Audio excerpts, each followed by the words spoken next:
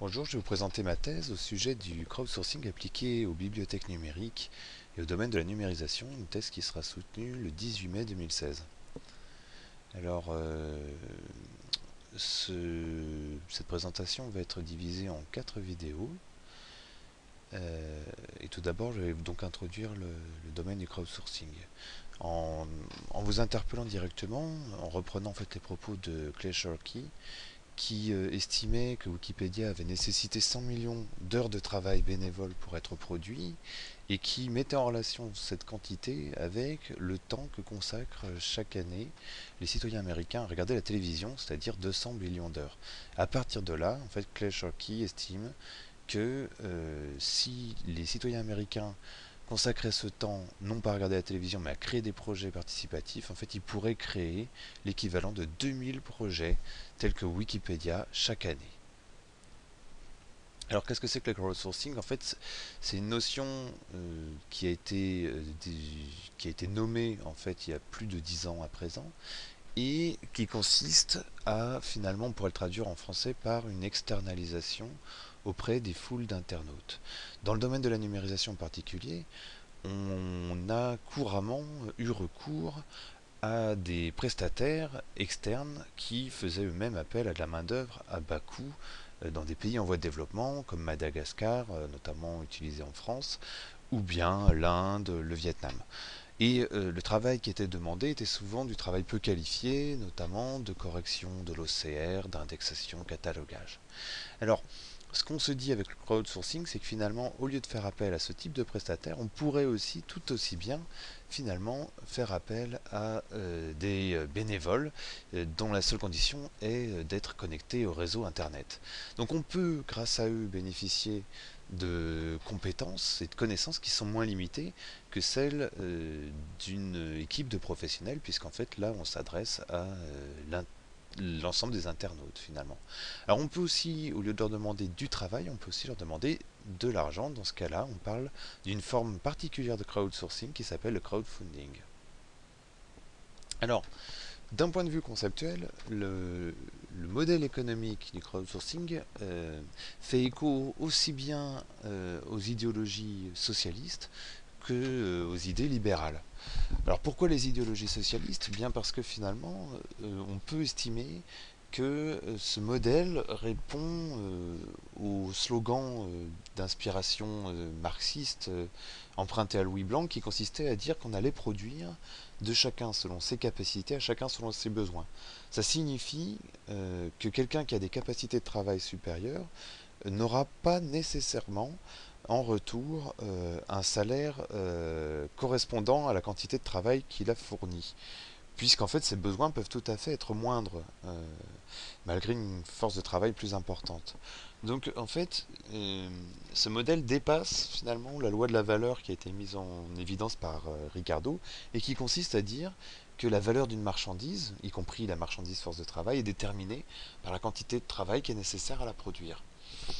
Et donc ce dépassement n'est pas le seul qui est induit par ce modèle, puisque finalement la division entre travail nécessaire et surtravail, donc matérialisée dans la plus-value, la remise en question aussi du salariat, puisque chacun peut être tour à tour celui qui demande du travail comme celui qui en fournit.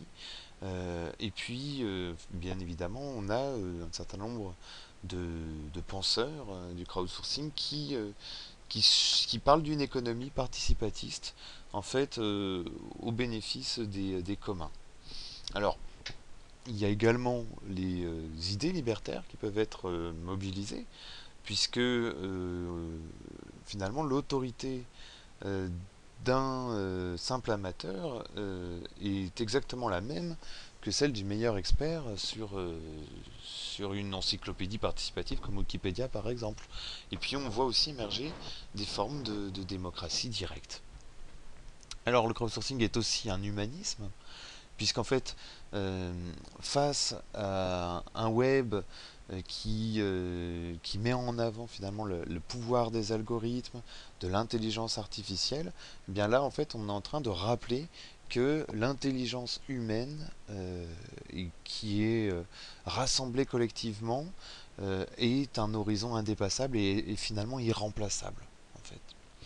Mais pour finir, bien évidemment, le crowdsourcing, c'est aussi une idée qui séduit énormément les penseurs libéraux, puisque comme on l'a dit en introduction, il s'agit quand même avant tout d'une externalisation qui se fait au-delà des frontières et en se jouant de toutes les barrières existantes. Euh, et, euh, et aussi en fait que c'est quelque chose qui se fait de manière très spontanée, sans qu'il y ait un état ou un ordre qui planifie à l'avance. Par exemple, l'encyclopédie Wikipédia, pour toujours parler d'elle, en fait, ces concepteurs, enfin ceux qui ont pensé l'encyclopédie, ont dit que pour le mieux comprendre quelle était la philosophie de l'encyclopédie à son origine, en fait, il fallait s'inspirer finalement des théories de Friedrich Hayek à propos de l'ordre spontané, en fait, qui est assez proche finalement de la conception de main invisible, en fait. Donc, pour finir, euh, on peut penser aussi que le crowdsourcing va amener une remise en question de certains monopoles et de certaines rentes. Avec une ubérisation dans le domaine qui nous intéresse des bibliothèques. Donc toutes ces idées qui sont toutes assez diverses finalement, se retrouvent en harmonie en fait dans ce qu'il est convenu d'appeler l'idéologie californienne et qu'en France on qualifierait plutôt de libéral libertaire. Alors donc cette diapo en fait représente assez bien finalement le parallèle qui peut être fait entre les idéologies libérales et les idéologies socialistes, puisque avec la gamification, qui est aussi une manière de faire travailler les internautes sous la forme de jeu, eh bien on retrouve finalement un peu ce qui était sous-jacent dans le stakhanovisme et l'émulation socialiste, qui organisait des compétitions comme ça entre les districts, entre les ateliers, et qui récompensait les ouvriers avec des médailles par exemple. Et de l'autre bord, de l'autre côté de l'Atlantique, ou plutôt du Pacifique en l'occurrence, eh bien en fait on avait de la même manière des tableaux d'honneur en fait du meilleur employé du mois qui était lui aussi éventuellement récompensé. Alors, ce qui est important de retenir dans le concept de crowdsourcing, c'est qu'en fait on voit disparaître un certain nombre de frontières entre ce qui est ludique et sérieux, puisque on a des jeux qui permettent de produire très sérieusement de la valeur et pour des finalités qui sont elles-mêmes très sérieuses. On a aussi une disparition des frontières entre ce qui relève de la sphère privée, des loisirs, et ce qui relève plutôt de la sphère publique et du travail, en fait. On voit aussi une disparition de la différence entre amateurs et experts, entre bénévoles et professionnels, et plus globalement entre la consommation et la production. Puisque quand je suis sur le web en train de consommer finalement des services, mais je suis en même temps en train de produire de la valeur, en fait, en produisant des données. Alors bien évidemment, il y a des critiques autour du crowdsourcing. Là ici, on le voit, le résultat d'un travail d'amateur au niveau de la restauration d'une œuvre ancienne, qui n'est pas vraiment satisfaisante quand on regarde le résultat. Mais sur le fond, en fait, la critique qui est souvent faite aussi, c'est de dire qu'on va remplacer finalement des travailleurs salariés par des bénévoles. Et puis, quand on regarde les plateformes de crowdsourcing rémunérées, eh bien, on va avoir finalement un marché totalement libre dans lequel, de manière totalement déshumanisée, des entreprises font appel à de la main-d'œuvre totalement sous-payée et en dehors de toute règle.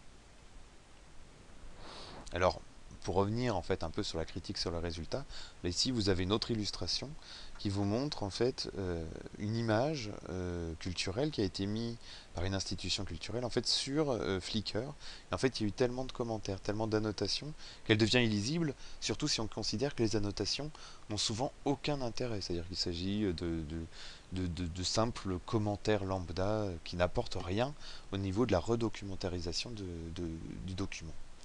Alors, l'autre critique qu'on pourrait faire aussi, c'est sur le rapport entre le coût et les bénéfices. Ce qu'il faut savoir, c'est que ces projets coûtent assez cher parce qu'il faut communiquer pour recruter les bénévoles.